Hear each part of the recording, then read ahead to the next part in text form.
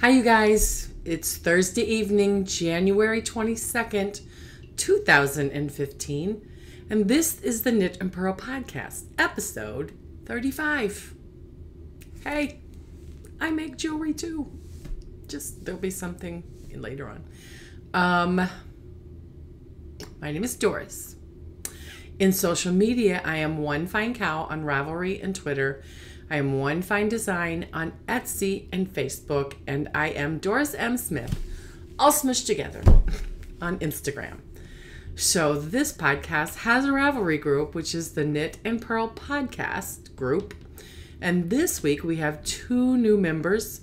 The first is Patty Sands, who is Patty from Fairbanks, Alaska. Patty has a podcast called Patty Knits and Spins. And there is a link to her blog spot in the show notes if you want to go check her out. The second member is Funny Mom 8, who is, I don't know how to pronounce it, Lise, and I don't have a location for her, but thank you, Mom of 8, or Funny Mom 8. Thank you guys so much for joining. Hi, Patty. Thanks for joining. YouTube this week. I wrote my show notes last night, and last night we had 188, but I always go and check before I start recording, and I went and checked, and we have 190 subscribers. Yay. Wow. I thank you guys who subscribe, who watch, who leave comments, and who gives a thumbs up. Your support and encouragement is very much appreciated. So, this podcast has a January-February knit along, or should I say, mitt along. The rules for this podcast, or this, oh boy, sorry, words. The rules for the mitt along is that you must be a member of the group to qualify for prizes. You can knit or crochet any adult mitten pattern. You can have, there are 2 entries per person. The project can be started anytime after January 15th and be finished by February 15th. Have fun. The prize is a $6 or less giftable pattern on Ravelry.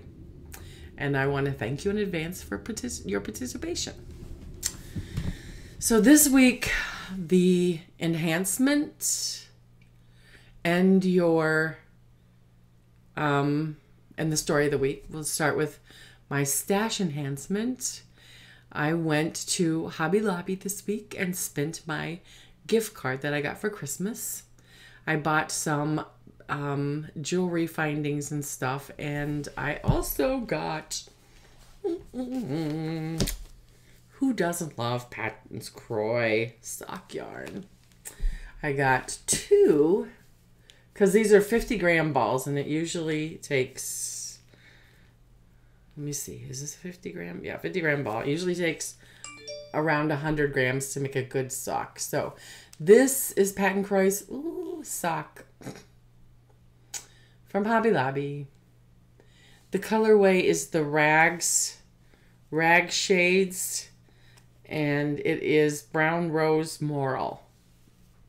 So that's kind of true on pinks and browns and some marling. I can't wait. These are my socks. Yes. So, sorry, my phone.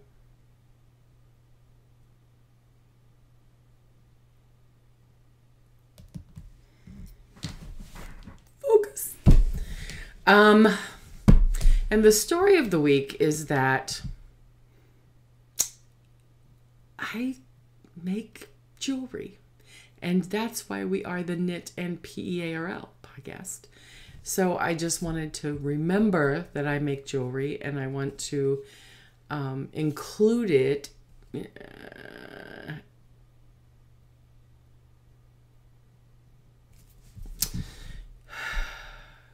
how do I say this? I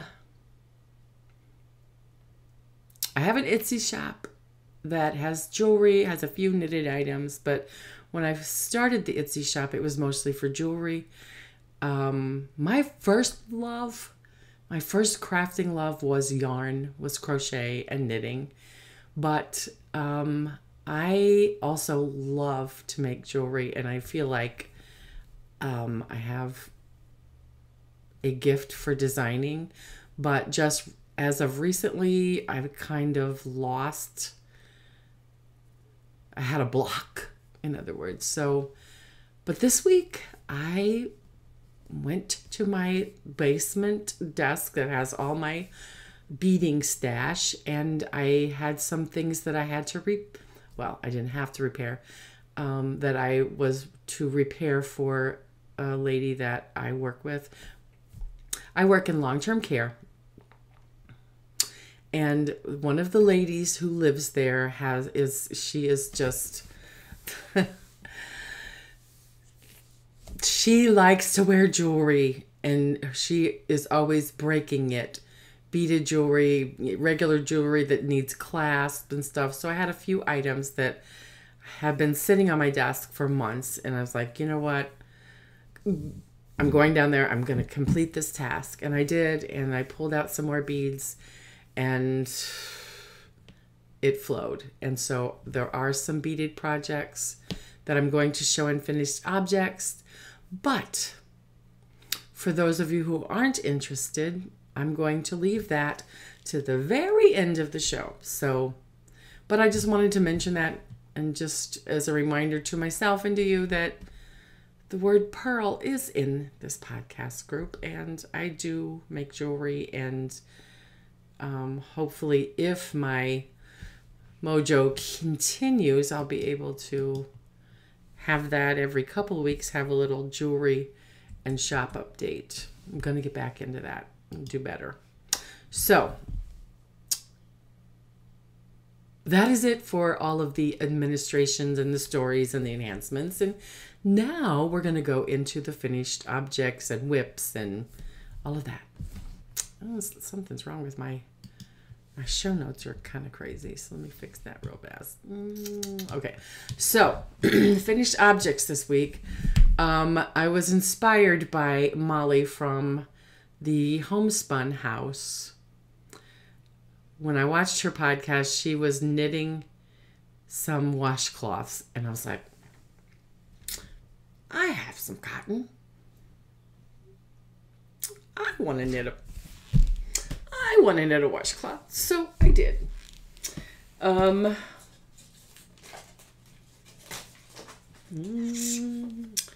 I finished it.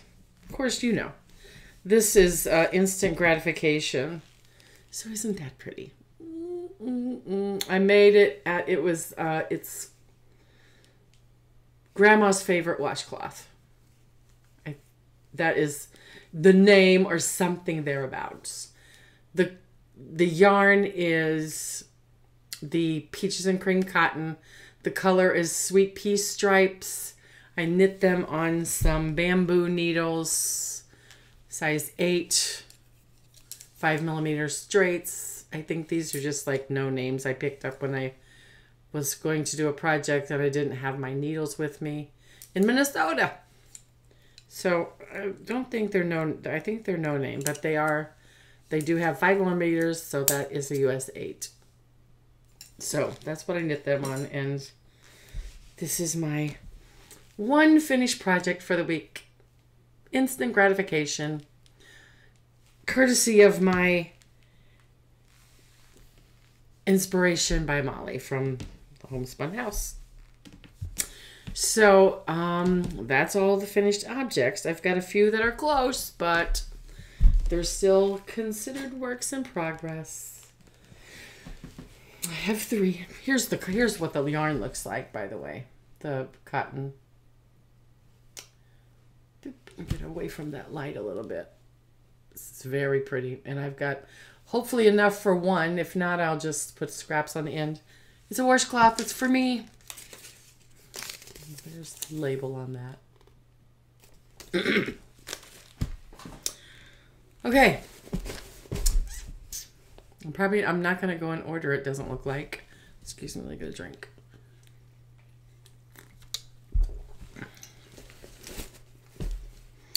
In my Tangerine Design cow bag,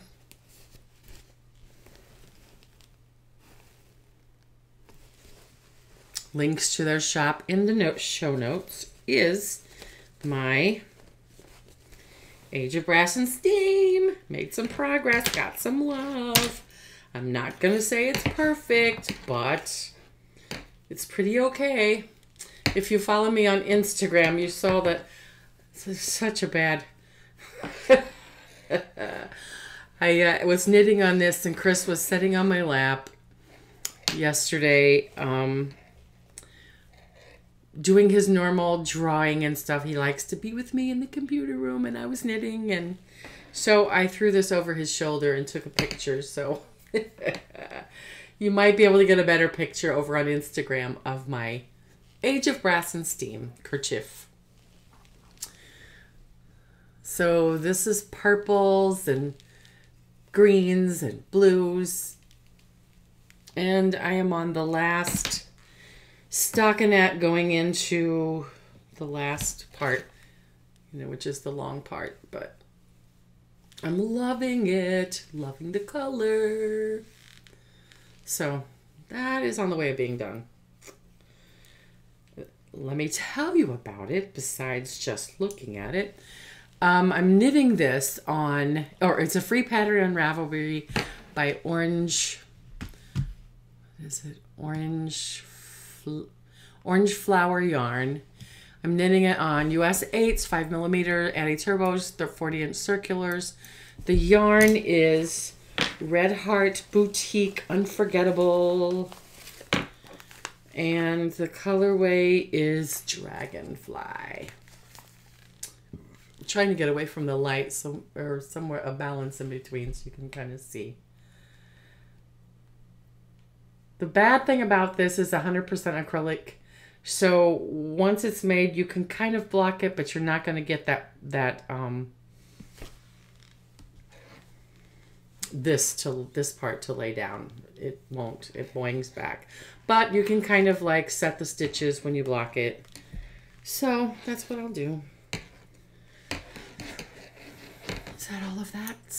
Like I said, it's in my Tangerine bag, and there is a link to their Etsy shop in the show notes. It's a really nice bag. It's got a square bottom. You can put a lot in it. So, in my bag I got from Made by Faye on Ravelry, my cheap knot bag, I have my vanilla socks. So you saw last week, this is the completed one. And last week I was getting ready to start the heel, and I did my heel.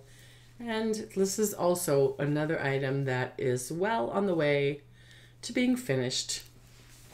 So it is it's a vanilla sock. I did about less than an inch of 2x2 ribbing. Then I started 3x3 for another, I don't know, for 3/4 inch and a half, I don't know. And then I did Fish Lips Kiss heel, and I carried the 3x1 ribbing on the top of the sock. So, funny thing, this is opal yarn, and I'm knitting it on my 2.75 US 2 carbons, and it's in opal cotton. This over here. Yeah, opal cotton sock yarn. The color is 1954 in my bag. Faye has a podcast on YouTube called Spin the Yarn Monday. You can go check her out. The lady that made my bag. But I was going to tell you about this yarn and hope that you could see. with this light. See that? There's like a plain white stripe in this yarn, which is not in the other sock. Okay, I'm like, that is kind of weird. On this side, there's this really awkward, out of the ordinary blue that is just this dark blue that there's nothing else, no other place that color is except in this little fake ferrule section. So I'm thinking that one of those sections kind of got messed up in the yarn dyeing process. And so this sock on the bottom has you see the white, plain white, and then this little strippity strip of blue. Anyway, it's on the bottom of the socks. Not a big deal, but I just thought I would show you that. That's just kind of unusual, but anyway. Almost done. This is going to be Melissa's birthday present. Her birthday is February 9th. Since they're too big for me.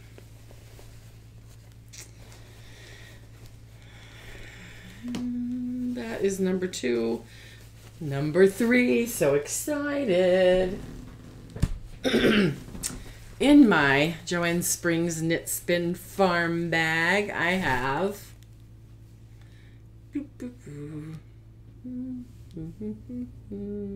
love this bag. These bags are awesome. I have my mitten. I bought the foraging pattern on Ravelry. It is, anyway, I've got this all, don't you hate it when your yarn twists around your needle? There, okay. This is the back. This is the front. My foraging mitten has been started. It is a bot pattern on Ravelry by Molly Krog, who is Molly of the Homespun House. I'm knitting it with this beautiful yarn that has been in my stash that I've been hoarding because the lady who dyed it is no longer dyeing. And oh my goodness, this yarn is so soft and squishy and nice. It is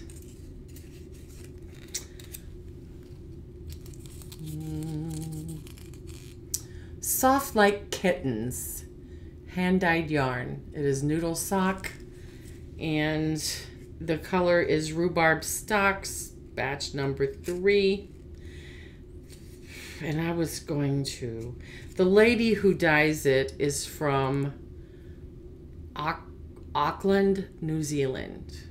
I was gonna look up her name, but she has a podcast called Gentle Ribbing, and she used to dye yarn, and she has an Etsy store that's on hiatus, and I'm just like hoping every once in a while I'll go and then there's an update and I can get some more yarn, because this stuff is amazing. It's beautiful. And whenever I thought about buying the foraging pattern, I was like, what yarn am I going to use? What yarn am I going to use? And yeah, this is the yarn I'm using. It's a variegated, but I think that it's going to play well with this mitten pattern. I'm knitting this on my 2.75 Hayahayas, 40-inch circulars, and all of the important things about this, like homespunhouse.com is linked, and I didn't link the Etsy page for the Soft Like Kittens because the shop is on hiatus. She's not dyeing anymore, or she dyes very rarely because it affects her hands. So, like I said, I've been hoarding this, not wanting to use it, but this is going to be my beautiful mittens. So that is all of the works in progress. Let me show you a picture of this pattern. See if you can see it. It's going to be a gorgeous mitten when it's finished. The one thing about the pattern, it has an afterthought thumb, and I have never done the waste yarn, putting the waste yarn in and then taking it out and picking up the stitches. So this is going to be an adventure for me. I look forward to it. It's just that I've got to have time. There was in the beginning, I was not clear on the pattern. The pattern description, the pattern, what do you call it? The pattern instructions were just I don't know if they were confusing or I was just second guessing myself because I wanted it to be perfect. So I couldn't figure it out. So I messaged Molly and she quickly responded, and I was very pleased with that. So if you get the pattern and you have issues and you want to talk to the designer, Molly is very available. So just so you know. So spinning, I've still got the same thing on the wheel this week. I haven't got to touch it. Oops, let me put this back in the bag. So that is all of the knitting and administration. So we will go into, let me get, I need to eject my iPad and then we'll go, let me get a drink. Into the Pinterest finds and make sure my iPad is ejected.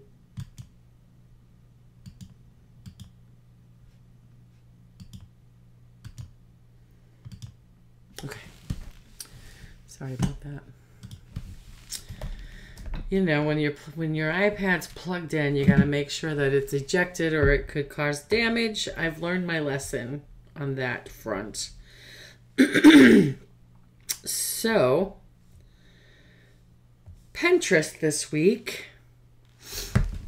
is, I thought this was clever. 17 insanely clever ways to use your camera phone by BuzzFeed. Very, very clever and unusual ways, and I just want to share them with you.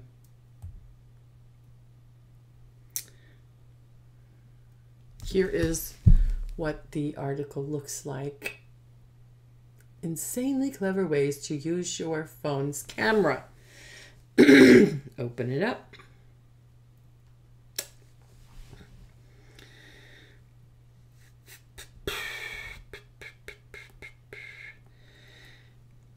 Take a picture of the contents of your refrigerator before you go to the grocery store. Then you'll remember, oh, I don't need that, or I do need that, or whatever. I thought that was cool. And catalog the stuff that you lend. So if you lend somebody a DVD or a book, you hand it to them and say, just a minute, let me take a picture. Then you have evidence of who took it and they need to bring it back. So take a picture of friend holding items you lent them with your phone so you'll remember down the road. And this is incredible because I have been in this situation where I wanted directions and I was in like a black hole somewhere with no phone service or anything, so I was just like lost and there was nothing I could do. Take a screenshot of directions, especially if you're traveling underground or anywhere you won't have service. So you just take a screenshot of your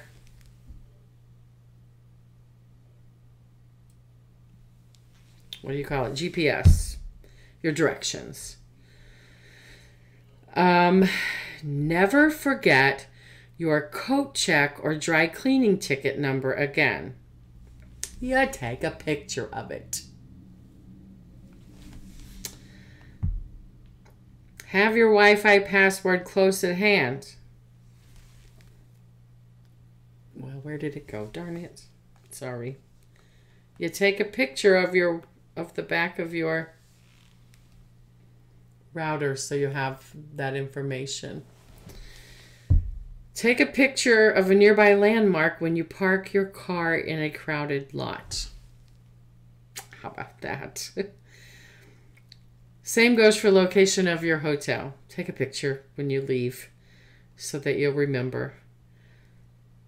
And this is awesome.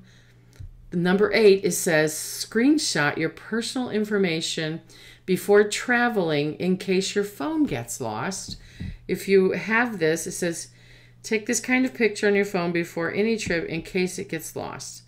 So if people are going through your phone, they'll come across the picture with all your vital information and email address and address so that maybe they'll be kind enough to send it back to you. Always keep your prescription number handy. Take a picture of it. And this one was kind of weird. Number 10, it says secretly figure out someone's ring size. At the bottom it says this trick is by no means foolproof. Nothing beats actual asking and measuring or having a friend to do so. But they said if you take a picture of them holding something standard size, like a credit card with a magnetic strip outwards, you can estimate the circumference of the finger to scale. I don't know. Take a picture. And then you can figure out the ring size. And you can use your phone to check to see if your remote battery is still working. That's funny. Photograph homework assignments in textbooks. That way you don't have to carry the whole book around. You have the picture in your phone and you can do your homework assignment off your phone. Number 13, when moving, take pictures of contents of your boxes so you can easily find them later. And of course, it's got a gif of a cat coming through the box. Okay. Number 14, document a new haircut from all angles so you can show it to your stylist the next time around. So that's what the back looked like. That's what the front looked like. There you go. Number 15, if you're taking your family to a crowded place like amusement park, take a picture of your kids the morning before, what they had on. Okay. Number 16, you can use, if you are nearsighted, you can use and you can't find your glasses or contacts, your phone's camera can help you see more clearly. So you can use the camera, you can zoom in and out, and it'll help you see. Personally, I don't know that it would help me, but... And finally, you can take a giant picture of the moon.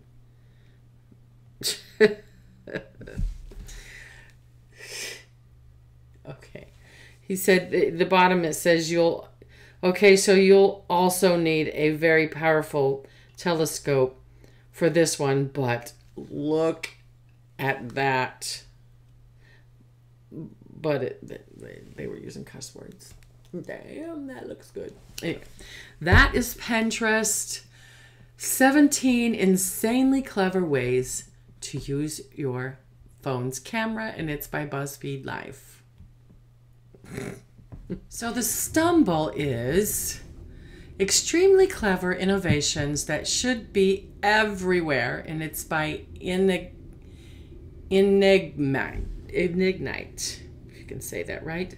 So the first one is, I'll show you the beginning, and there's like something on the side, but extremely clever innovations that should be everywhere. So I guess that means there are in some locations.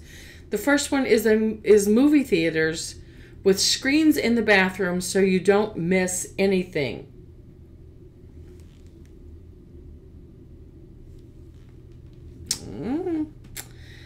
A 360-degree wall outlet. So that's kind of cool.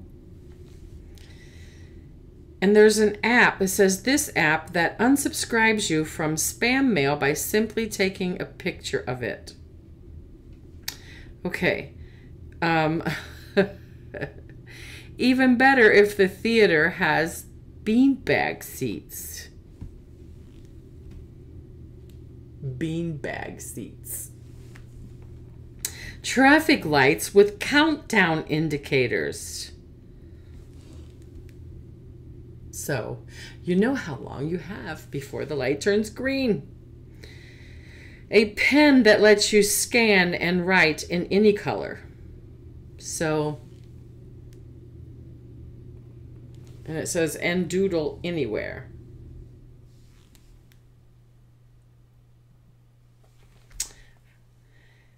A bike helmet that folds up. So there's a grip of the bike helmet.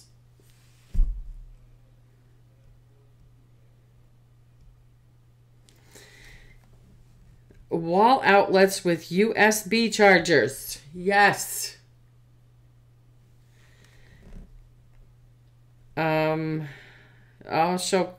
It should also come with a built-in nightlight.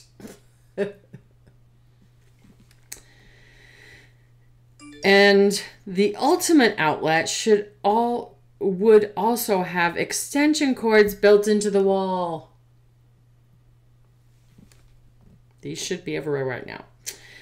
And I've heard of this one, a small tile that you can attach to your keys, your wallet, your computer, or pretty much anything. And if you lose it, you can then look up their location on your smartphone. I think this is called the Tile, and it is available right now, I believe. Don't quote me. And fresh pizza vending machines.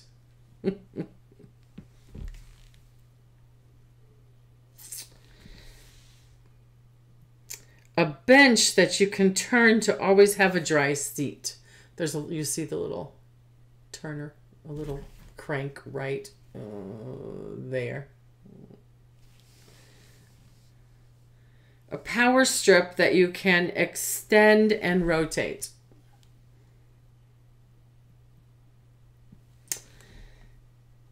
A coffee mug that catches all the drips. You see it's got a little line. What? Little line right there. I'm sorry. So that it drips into that little gap. Parking garage with lights showing open spaces. That would be awesome. I don't know if you can see the picture or not. But you can see there's red lights and then there's a green light for, yes, there's an open space. Stairs with slides. You don't want to walk the steps? Take the slide. And supermarkets with build your own 12 packs of soda.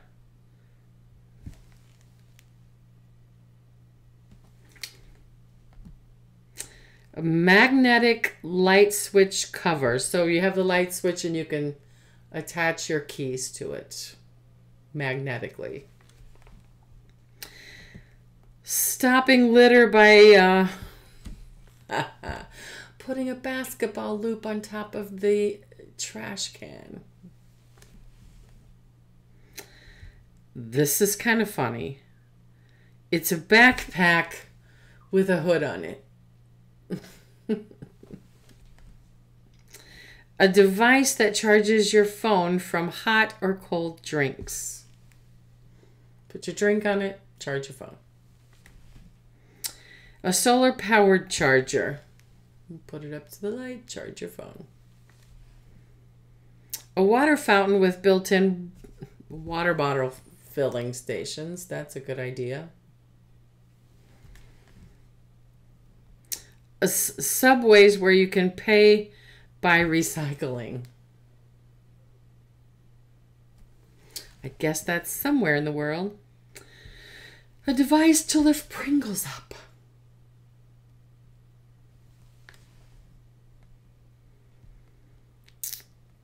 A fun way to clean.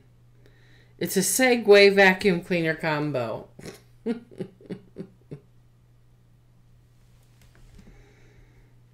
A hairbrush that is easy to clean. So it's got this little rubber area at the bottom, and then you just pull it up out, and as you pull it out, it gets rid of the hair that's stuck in there. Earbuds that don't get tangled. I tried to click on some of these and they didn't click on it, but here is an idea. A USB rechargeable battery. It's a battery. Open it up, put it in a USB, and you can recharge that battery. Packing tape that is easy to open. I don't know. I don't know how it works. I guess the line, you know where the line is, where to cut it. I don't know. And it's a bike rack that doesn't take up sidewalk space. So it's flat, and then you lift up the thing to store your bike. Caution signs that are funny.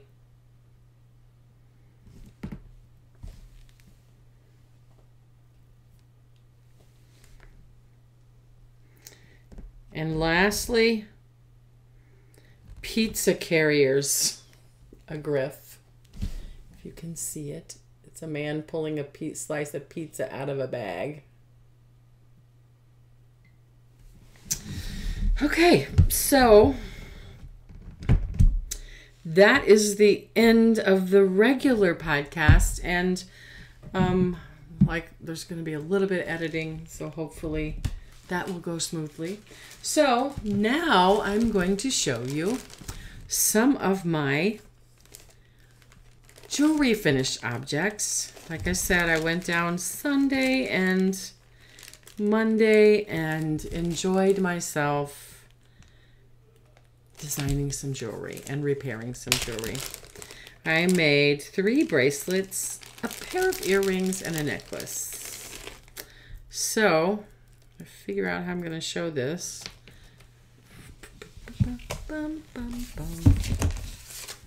This is it's called, the bigger bead is called moss agate. I just love this. This is a semi-precious stone. Okay, how can I show this better? Let me hold it up here.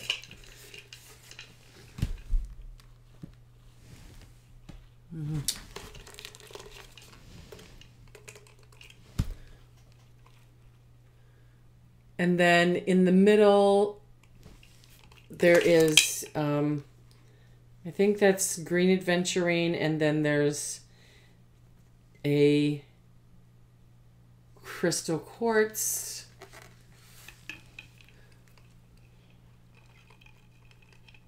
But if I had a really nice camera, you would be able to see this is a moss agate, and if you look really close, you can see what looks like plant life in that bead. It's a semi-precious stone. Greens, very gorgeous. I'm sorry, I'm trying to get it up a little closer where you might be able to see the bead. I love it. The second one is a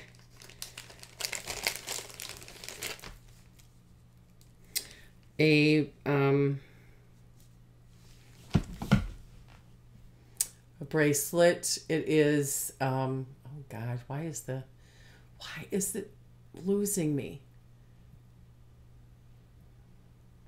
February birthstone. Jeez Louise. And I didn't write it down. Wow, words. It'll come to me. It is the January birthstone, February birthstone. It's like a B quality, C quality, kind of rustic quality. And in between there is some of the same color. Swarovski crystal, there's sterling silver, and there is rainbow fluorite. And for the life of me, amethyst. Ooh. Wow. It's amethyst and rainbow quartz and Swarovski crystal and silver. It's very pretty. This is like an average size bracelet. Amethyst, like it's a rustic amethyst. It's not like the beautiful clear, but I love it. I think that it goes well with the different colors of the rainbow fluorite. The greens, the purples.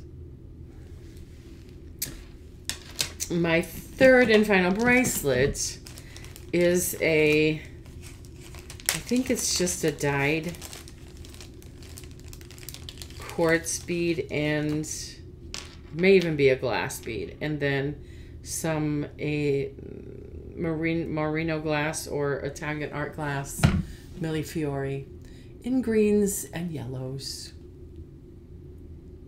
And there's like I think that's a glass bead spacer. I just love this. It's so reminiscent of spring. I love it. Love it, love it, love it. That's what it looks like on next to skin. Plan on having these up in the shop on the weekend or before if I get it done.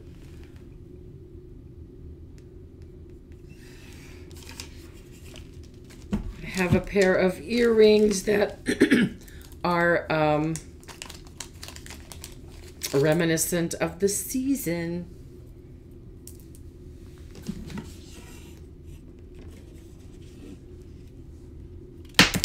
Okay, that's not gonna work. Anyway, do it like this. So pretty and dainty, and well, not really dainty because that's a pretty big. It's a pretty big bead, but gorgeous. It's a red and white. It is a Millefiori heart with Swarovski crystal and Swarovski pearls.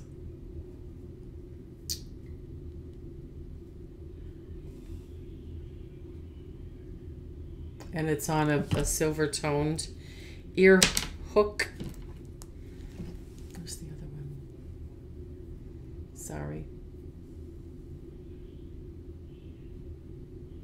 So those will be up, like I said, in the shop this weekend or before if I get it together, get pictures taken.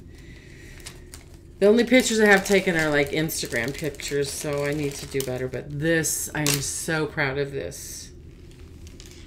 It's gorgeous. And I'm just hoping that I can show you the gorgeousness of this necklace. These are freshwater pearls. These are shell components that have been painted and dyed. And again, we have the Swarovski pearls and the glass gold tone spacing beads. But I am just so in love with this design. I think it's turned out very nice, and it's on a lobster claw clasp. Close. There you go.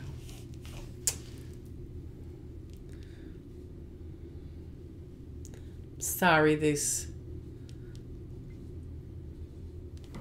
So anyway, those are all of my jewelry finished objects for the week, and thank you for watching. I hope I gave you enough warning that it was coming, so if you weren't interested, you can, anyway, never mind. Anyway, you guys, thank you so much for watching. If you found anything that was within any interest and you wanted to see more, go down there, hit that red button over there, subscribe, give me a thumbs up, leave a comment, and I will see you next week. Thank you guys. Bye.